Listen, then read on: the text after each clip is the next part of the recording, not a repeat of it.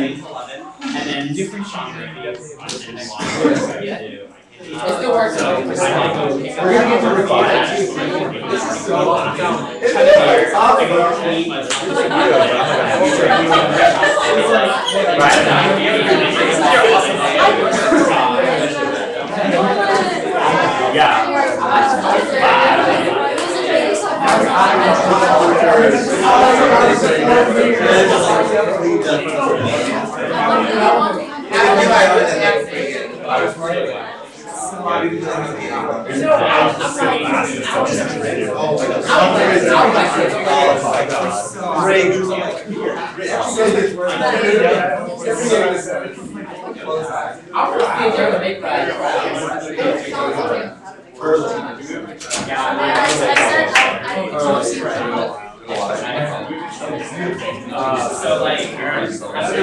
Jake, is that seat saved? Yeah. Oh, perfect.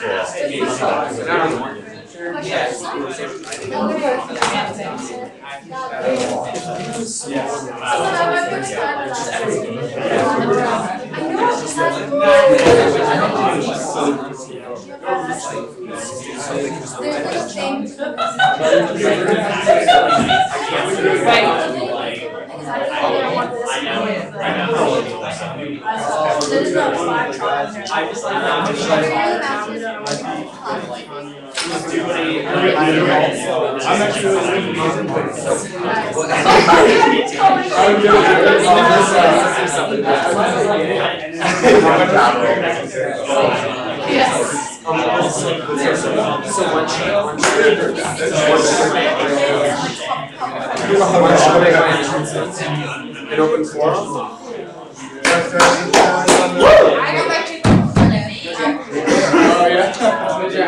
So roll call. Are you sitting over there? Probably. Is the computer connected?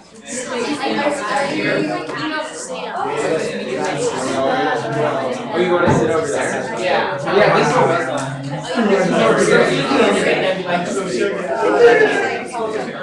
Oh, look at that.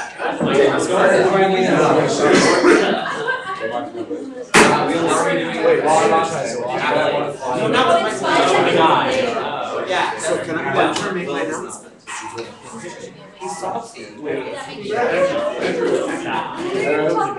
Oh. Wait, so Will, why don't you? No, I'll just do it now before the meeting starts. People, I have something to say. I can't say it during the meeting. Everything you say right now is feasible. My screen is recording. That's fine. So, after starting at 10 and breakfast, I know that you guys like to go and we like to have you because it's fun, the freshman night. We already budgeted, thanks to you guys, for freshmen. So, if you guys could just refrain from meeting until the freshmen have gotten. You missed the tough questions, man. That's why we love it. It's my job.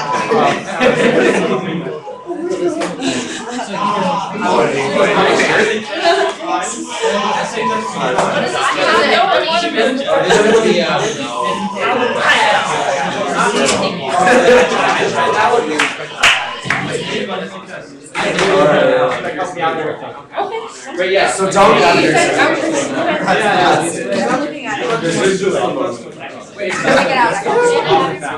I sort of struggle. It's like sitting in the corner. Because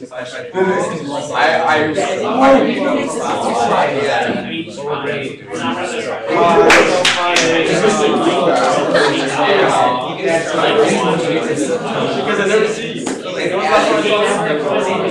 never come to me. The internet.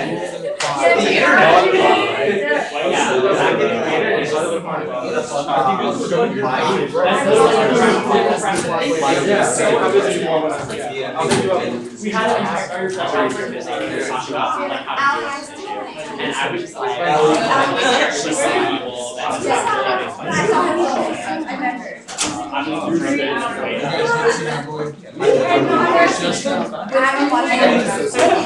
Justin's is the best one. Yeah. Send Trey my love. Hey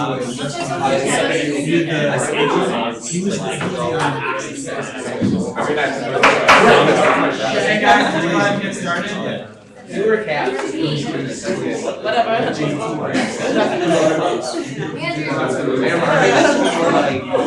We'll do something. I'll try. Guys, we're gonna get started. Guys.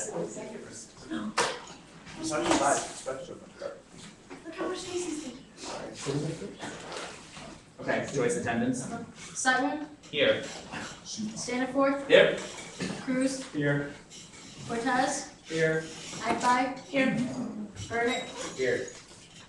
Gullip. Yeah. Reimer, Here. Owens, Here. Delaney, Here. Schuster. Yep. Montford, Chilcote, Here. Albarracine, Albarracine, Here. Hanelska, Ju. Oh, that's how you say it. Sorry, Shu. Yeah, here. Rosenberg, Lamb, sorry. Berger, Awkward, Zappertall, Here. Shu, or Ju, sorry. Zoo, yeah, here. Zu, my daughter. Smith, Here. Stern. Okay, we are gonna, anyone who is not a UA member, please introduce yourself, and there's only 2 of you, so we'll start with, Hi, I'm Alex. I'm the DP reporter. okay, and, Oh, I'm Alec, chair of the MC. okay. We will now move on to open forum, there will be 10 minutes. Preference will be given to members of the general public, and after that, you may notice some proposed topics, you can propose a topic at any time during open forum, but do we have any initial topics right now? Dan, Go Ken. okay, Danielle, The way facilities charges people for things. any other topics, Willie, Locks at the gym. Julio? Printing at the operating good. Alec Miller. Course descriptions. First, since you're a member of the general public. Nolan? Insurance waivers. Yes. Okay, so we have 5 topics and we have 10 minutes, so I'm just gonna go ahead and throw it out there. Is there a motion on the floor to extend open forum past 10 minutes? Motion to extend past 10 minutes. Do we have a second? Second. You said by That's 10 by the minutes? discretion of the speaker. You said by 10 minutes? Sure. Okay, all in favor of that? Discretion. I really couldn't hear it. By No. whatever you want Let's to. do it. So 10 minutes? Yes. Okay, all in favor? Aye. All opposed? Okay, we will extend the floor to 20 minutes. There's 5 topics, I'll give each one roughly 4 minutes. We will start with Alec Miller, course description. Thank you. So I was in a UAC meeting for engineering the other day and they passed 2 new courses. And in order to get a course passed, you can take a look at my sheet if you're super interested, but they have to fill, the professor has to fill out all this information about, projected course outcomes, like what the assignments are gonna be like, what the grading is gonna be like, what the book is. And what I just don't understand is why the courses on Pen and Touch don't have to include all this information. Also says very clearly what it fulfills, what the real world application is. So I just think whoever is academic affairs committee should really take a look at this and try to make all courses look exactly like this on Pen and Touch, especially given that they're already open. I don't think this requires much discussion, I just didn't know who to tell. Rosenberg, did you have a comment? Question? Yeah, do you know when they started using this setup? I have no idea, I was too scared to ask questions. Motion to commit to committee, see. Well, if the debate's exhausted, we don't need to do that. Does anyone else have any comments on this? Staniforth, do you have a response from AA? We'll look into this. Okay. Thank you for bringing it. With that, we will move to Danielle, facilities. Okay. So I had the experience last week of I lost my parking card for my garage and I went to go replace it, and so the normal mechanism by which you're charged for parking, this more has to do with parking, so I don't know if it's like all facilities, but I sort of a question for the body. But they charge my student account for parking, but when I went to replace my garage card, they had no capability to charge my student account for the replacement for $30 for the garage card, and I only had my pen card with me and couldn't pay for it. and they like had no access to my student account. It wasn't on them, it was on their system. And they were very annoyed by this, and when I told them like this might be something I could look into fixing, giving them access to the student accounts for all other charges than just the overall parking charges, they were very pleased with that thought, and I was wondering if anyone else has had an experience similar to this or knows of anything on campus that has issues charging people for needs cash or credit card and doesn't have access to your pet accounts. Does anyone have any thoughts? Rosenberg. Could you not just brochure it? Any? I love to travel around the world and find raw materials that are really unique and special. I used to think that I was going to be this designer that would have a profound effect in the world. And I understand now that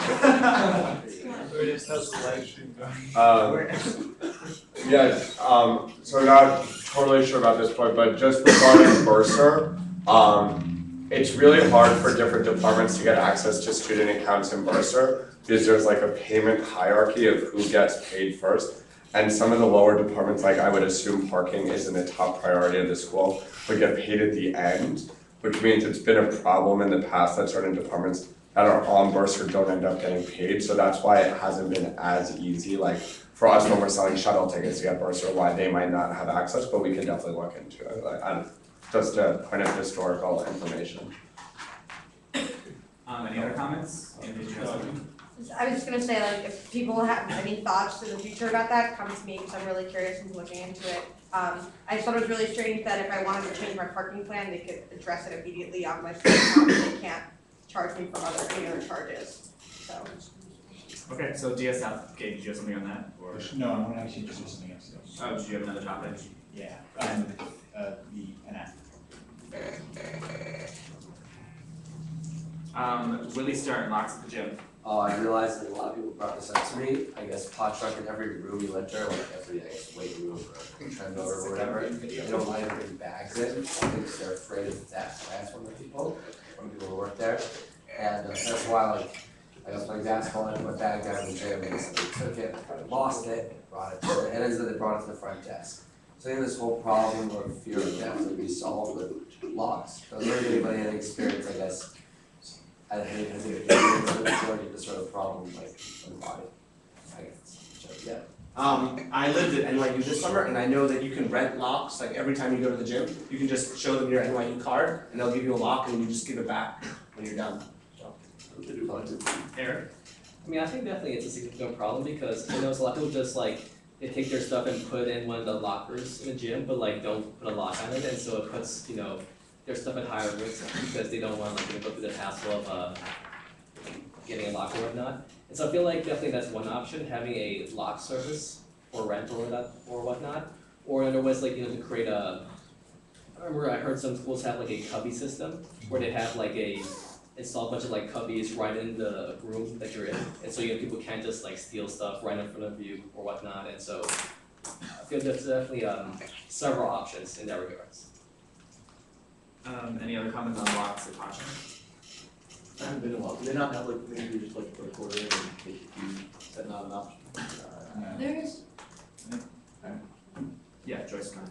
I remember going this summer in a couple lockers up on the fourth floor. I can't speak on behalf of the whole gym, but I know when I went on the fourth floor, there's somewhere I just put in the quarter, and I got the quarter back. Was it the big lockers or small? They're I've never seen different size lockers in pockets so far, so it's just the normal size lockers. Seeing nothing else, we move on to Julio, printing in the library. Oh yeah, I just noticed when I was in Mantel this weekend that it used to be that there was computers that you could just really use that didn't have a chair. You didn't have to sit down, if you needed to use the computer, you could sit down and use it, but there were ones that you could just print from, and they removed those, so it's really difficult to print in the library now because most people that use the computers in the library are using them for an extended period of time, so it's just difficult. Okay. Any comments on printing in the library? Matt? Is there a wireless printing system or something? Well, some people don't print their laptops to the library. I'm sorry, I have a question that you can print wirelessly from your laptop? Yeah. Yeah. Anywhere. I I always email it to myself and go sit at one of those computers and print it out. Well, easier. And there's what? I'll install it for you. Christian? Well, this is not really related, I thought you had mentioned, kind of, I was gonna bring up a different topic that's related to that. There was an issue, is that okay? Yeah. So there was, I was talking to someone about Wharton computing, I don't know how it is for the college or the other schools, but if you like have, you know, the credit that they give you for the $20 credit at the beginning of the semester, if you add pen cache to your like Wharton computing, it actually eats up your pen cache before the cache that they give you first. I was wondering why. It's not true. Really? Yeah, please have one time. Yeah. Sorry. Christian, go ahead and finish. Oh, well, yeah, I mean, that's what someone was telling me that today. I haven't really experienced that because of pen cache. I don't put pen cache on my computing. Is that not true? Would you like to respond? I've had like $10 on my pen cache like all the whole time, and I don't print all the time. Unless it's some kind of glitch. It's not the default. The default is if you print from Wharton computer, it'll use your Wharton credit first. But if you print from like Van Pelt, it'll eat your pen cache. Obviously, it won't like Van Pelt or College House won't accept your Wharton credit. So maybe that's what it was. Just Wharton didn't load that $20 until like a week into classes. That's probably why this person had a problem. Because I was eating into pen cache, and then I realized, oh crap, you know, and then they loaded the free. And then today, I don't know, I haven't. Any more comments on this printing in general?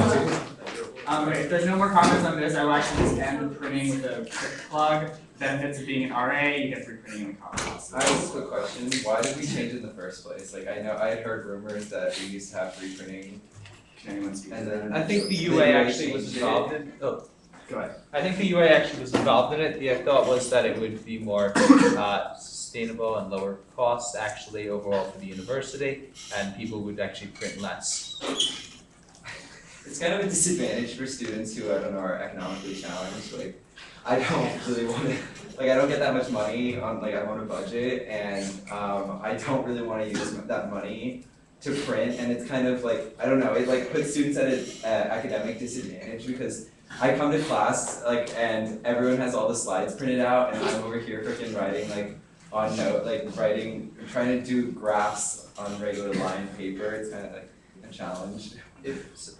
Okay, so I didn't see a lot of comments on this topic. I think I'm going to cut it off though. We will direct this to AA, and anyone who wants to talk about this further should go to the AA meeting this week, and Stanford will take this down, and you guys can talk about it at committee this week. We will move on to insurance waivers. Nolan? Yeah, this is going to be my first pursuit on student life this year. I just noticed personally the waiver system, as far as not like buying the Penn Aetna insurance, is actually pretty complicated and frustrating for a lot of people. I know for me, it's like, for me, I've been accepted both years, but it's even just a pain. Like if I was accepted freshman year and I haven't changed my insurance plan, why do I have to plug everything in again? There should be a checkbox to say my plan hasn't changed. For people who get rejected, it's like a system of having to continue to call a bunch of people, send out emails, and try to get it sorted out. So I don't know if anybody has any similar comments, concerns, they'd like to add, other students I could talk to who've had bad experiences or good experiences, let me know either now or later. Okay. Any comments on the insurance waiver? I agree. With that, we will move on to Gabe, your Penn app. Hey, so my hope is that every single person on the UA got an email from me. Please let me know, or send me an email letting me know that you didn't, regarding my main project for this year will be to create a mobile app for Penn.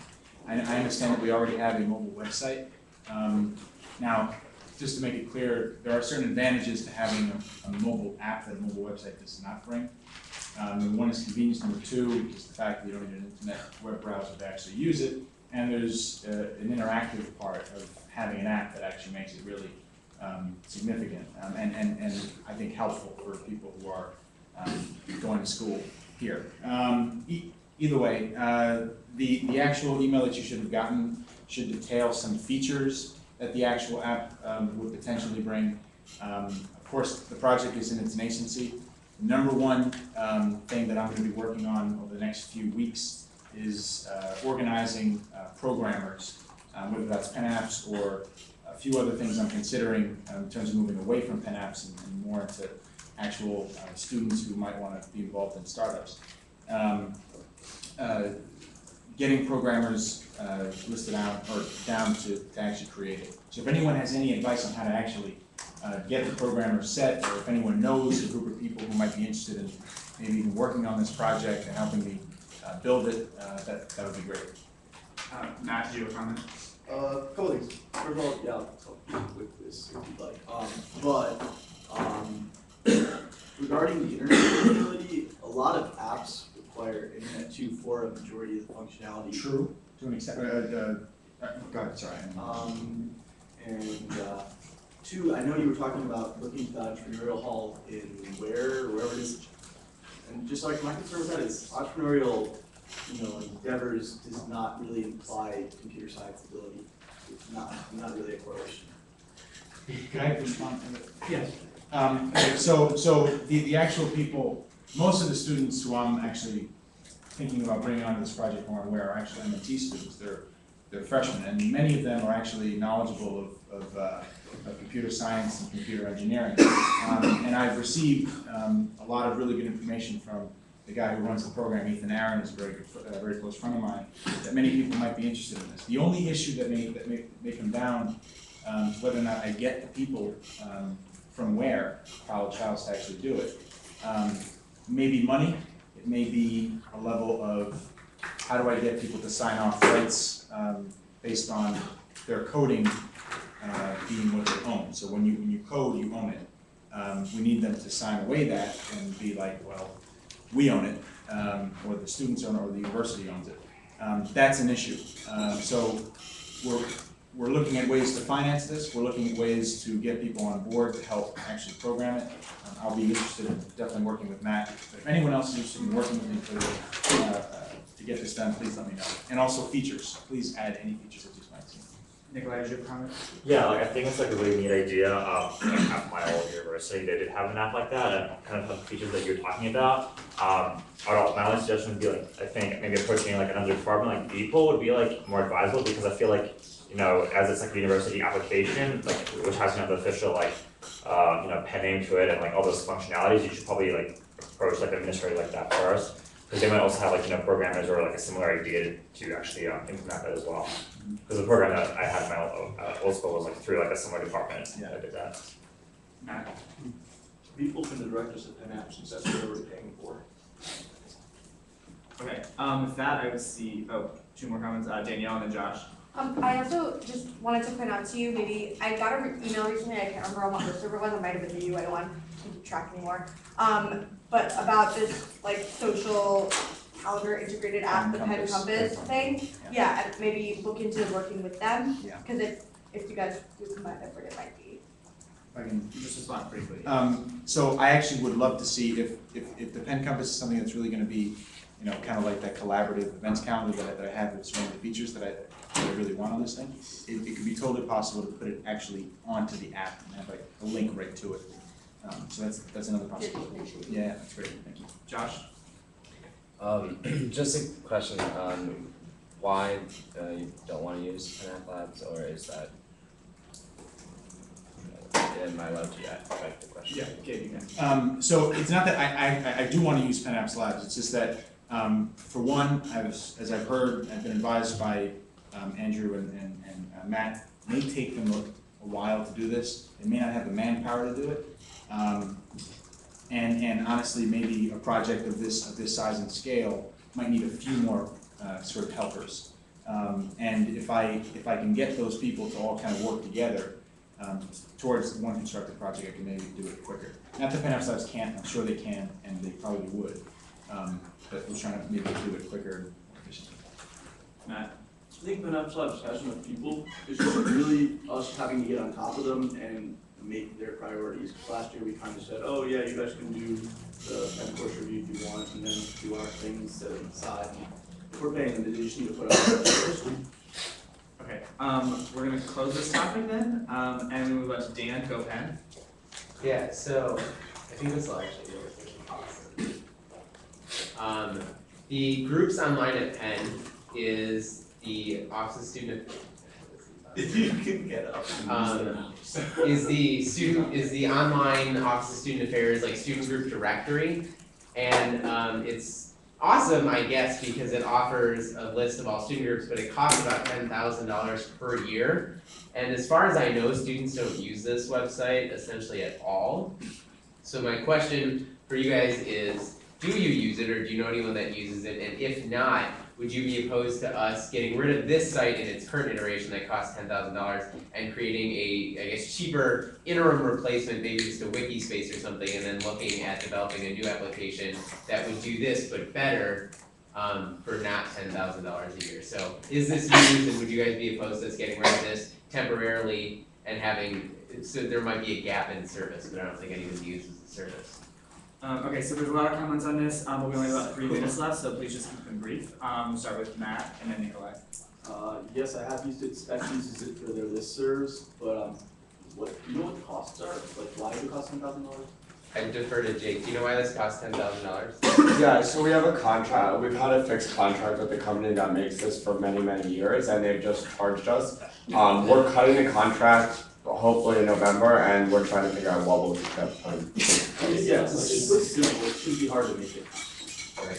Nikolai? That was my question. Okay, Josh.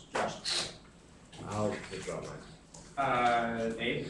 As far as I know, this is funded through SAC. Have you spoken to them about this? Yeah, they're on board. Yes. Yes, SAC is already in the process of cutting this. Okay, Stanford. I was gonna ask about cost, but just looking at the website, it's made by the same people as PenLink. I do hate PenLink, so I'm fine with getting rid of this. And I don't like career services. Eric? Yeah, I think if a website, isn't useful, then there's no point in keeping it, and so good job to SAC and cutting it. Gabe? I just wanna maybe even say something that Dan's maybe on the brink of saying. Dan showed me a website called dgd.dartmouth.upenn.edu, not UPenn. If you guys go to it, you can actually see a really great schematic to what it actually looks like and what the potential for something like this could be, but just simpler. What was the URL? Well, so here, yeah, just to clarify, Gabe is your point. So one is, as we look to create an alternative to GoPen, a good example would be Dartmouth's recent thing, and that's dgd.dartmouth.edu, in case any of you want to know your laptop. And that's a comprehensive wiki space of all their groups. The concern here is just Office of Student Affairs wants to have a resource like this because they think it's important for a student to be able to go online and say, hey, what groups are there to join? How can I sign up? But our concern is they're not using this, and we could do this on a free wikispaces.com or something like that, and then develop something better. So thank you guys for saying that it's important. Ernest? Yes, I was gonna say it's basically obsolete. I mean, I don't know what else to say, it's obsolete. And I honestly think that right now would be a nice transition. I don't think not too many people realize that it's, just you can slip that in there real quick. I don't really think anyone's gonna really be effective. I know the big difference. So if there's any time for us to upgrade and make innovation, the time would be now. Hence that I think that I don't think too many groups would be. I think Spectrum wouldn't mind making that transition and whatnot. So I think it's good. I think we should go ahead and move on. Okay, and we'll end with Nikolai. I was gonna just reply to Dan, I think it's like a really smart idea to have like a wiki spaces. Actually, Columbia University does the same thing. Dan, do you have any last comments? Thank you guys. Okay. We will now move on to One very quick thing. Make it fast. Undergraduate Assembly Facebook page is spelled Undergraduate Assembly. There's no L. Wow. Just thought I'd point that out when I was doing it. Okay, we will move on to the president's report. Dan, the new one. Couple things. The midnight breakfast, we're gonna end a little bit early tonight so you guys can go. Again, go for the socializing and not exactly for the food, but please go. That's why we're gonna end the meeting early tonight. The Share the Road campaign, which is a bike safety awareness program run by the Division of Public Safety, will be this Tuesday from 11 to 1. You're all welcome to join. There's gonna be a press conference. If you're interested in helping the Nominations and Elections Committee plan the state of the school, let me know. You can be added to that committee. And then finally, we're practicing some new transparency measures. So these meetings, starting with this one, and moving forward, will all be live streamed and recorded. So get excited about that, but just so you know, all of this is live streamed. We're on camera right now, so the public can watch all of this. and make sure that we're working for them. They're watching. Anyone up there that can see your And by the way, it's fixed, it's fixed. Yes. Here, I have to come in and fix that real quick, so if you spin it now, you can see it's quick. Okay, Dan, is that all you have? Not yet, Because I see this one. You know, we fix things like that over Okay, there. Abe, Vice President's report? I'm actually gonna defer to Julio on this, if I could yield my time to him. Sure. I currently mess over here, but anyway, so I was reached out to by the director of services. They're going to be doing the flu clinic, so they reached out to us. They would like us to be involved, so I'm gonna send out a survey to see who's free. We need somebody to staff every shift. There's 3 shifts, and they run from 11 to 4 p.m. and most likely it's gonna be on October 10th. It's Wednesday, so it's not this Wednesday, but next Wednesday. So yeah, I'll send out an email for that. Nothing further. Read it, okay. Okay, so UA report briefly. Okay, so one, socials. We'll probably have something once the freshmen get on board. Does anyone want something this week before the new members come? Does anyone like really want something this week, or should we think we should just wait until the freshmen are, like a dinner? I don't know, like anything. Yeah, we can have a dinner. I'm so excited for that. I know. Okay, we will do something though once the freshmen get on board. That's actually the last item of my report. Just FYI, we will have them by next Sunday, regardless of whether or not there is an FPC. We will have 11 new members, 8 freshmen and 3 upperclassmen. Exec and cabinet will be actually just doing a quick dining hall dinner with them that night, since they're mostly freshmen and we'll have meal plans. So anyone who wants to join is welcome. They have to swipe us. We can swipe it next Sunday. Just before the meeting. Committee times, pay attention, so academic affairs, your Wednesdays at 10 p.m. Do you switch your location?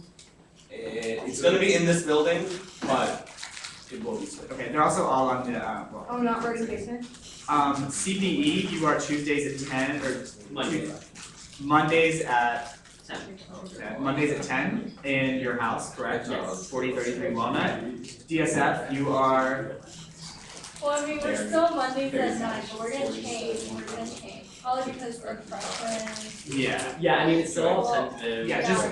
just be aware, meeting times will probably change again next week, because we will have at least we will have roughly 3 people per new committee, or per committee, so that's a lot of people to accommodate. And student life, you are Mondays at 9 right now? Yes, Mondays at 9 at M30 in Rhoden. Okay, committee attendance, please remember you only have about 25, committee attendance is 25%, that's roughly 2 absences. So please watch your committee attendance carefully, know that this last week was counted. That goes for everyone. And legal services, again, someone please take this for October, or we will probably find a new member to do it, but we would prefer an upperclassman. Please talk to Joyce if you are interested. Again, really good way to, legal services is one of the most tangible services we offer. It's literally booked every month, so please, if you're interested, let Joyce know. That's all I have. We will now move on to discussion papers. We have one tonight on the lost and found system.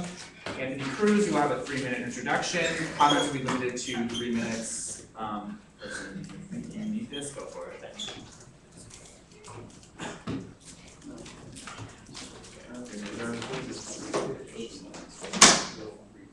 Hi, so actually I thought about it, and I've seen it on the Facebook pages, at least in the 2015 pages. People are asking, have you seen this, or has anyone found my whatever, something that would be relatively non-valuable. So and Dan told me that someone wrote to the Penn Health District too that if there was any lost and found system, and there really isn't no central. There is not a lost and found system at Penn. It's just basically if you lose it at Van Pelt or something, give it to the front desk. If you lose it on the walk,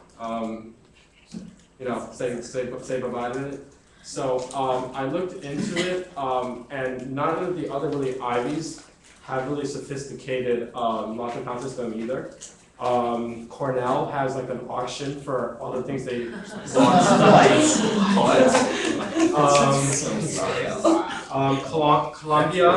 Columbia's Department of Public Safety, where my dad works, maintains a lost and found desk. Harvard doesn't have anything. Interestingly enough, I just looked this up actually just a few minutes ago. UC Berkeley has a lost and found system and has the item type, the date found, location, description of what it is, claim before, and report number. So I thought that was very interesting. I'm surprised that, and no, I couldn't find any other school that really had anything. So I was just wondering, like, I mean, it could possibly help, especially for someone that loses something on the walk or somewhere that's not in a building. And there really is no central lost and found system, center here. So I was just wondering if would it be worth to pursue this? How feasible would a plan like this be, and your thoughts on it? Okay, so comments will be, again, 3 minutes. We'll start with Gabe and then Danielle. I think it's a really good project, and I think you should definitely pursue it. It's obviously something that we have a need for at Penn. I've been lucky enough not to have lost anything yet, but I would presume that people will go through the same kind of difficulties, and if people are honest and they bring it to lost and found, there should be no reason why someone can't recover what they lost. Danielle? My only thoughts on this are that, one of the things we always talk about in the UA is like, will students use like a new website or new thing that we make? And like, how effective will it be if like not everyone is using it? So like, I think this is a great idea. Like, I would probably lose stuff and want to be able to find it. But I think the best approach, in my opinion, would be to do it in the, since Penn is so decentralized, do it in that decentralized fashion. And go to every like building area, like, Perlman is in charge of certain buildings. Everything lost in Perlman goes to the front desk in Houston. Everything, lost in any of the Wharton buildings goes to the front desk in Huntsman. Anything, like, go through each building, talk to the building manager, make sure they have a lost and found box, and create, like, similar systems across each one, but make sure it's, like, decentralized so that, if people lose an item in DRL, they don't have to bring it all the way to, like, Huntsman to find it, you know what I mean? And, in terms of the walk, I think maybe, anything outside, the best way I think to deal with that would be to do it through DPS and like encourage DPS to, add it to their list of responsibilities. Because they already do it for pen cards. So, and cell phones. So there's no reason why, if there's anything else, they can't just add it to their list of responsibilities. Joyce? Oh yeah, so last year I actually lost my key to my room. And looking for that key, someone told, like, various sources told me to, like, go to Houston because that's a central focal point. So I think a good starting place for you would be Houston, the front end. So I think this is a really great project. Eric? Yeah, I think so too as well. Like, back at my old school, they had a really centralized lost and found system that was extremely useful. And so basically, like, not only would they put everything together in one spot, but then they would actually like actively find you and like try to get your stuff back to you, like email you, try to contact you. And so it was run by basically the campus police. And so, for example, I lost my wallet twice, just around, and both times they actually came to my dorm and gave it back to me, like the police officer. So I mean, this shows like if it's a really efficient system, it can really work out and be extremely useful. Nikolai? Yeah, I think that this is a really conscientious idea that you have. There's a couple of times like when I've found people's pen cards and like I didn't know where to take them, so I would just like try to find the person in Google like pen directory and try to contact them that way to give it back to them. But I think when it comes to kind of like having a centralized system, I think that would be like the best idea.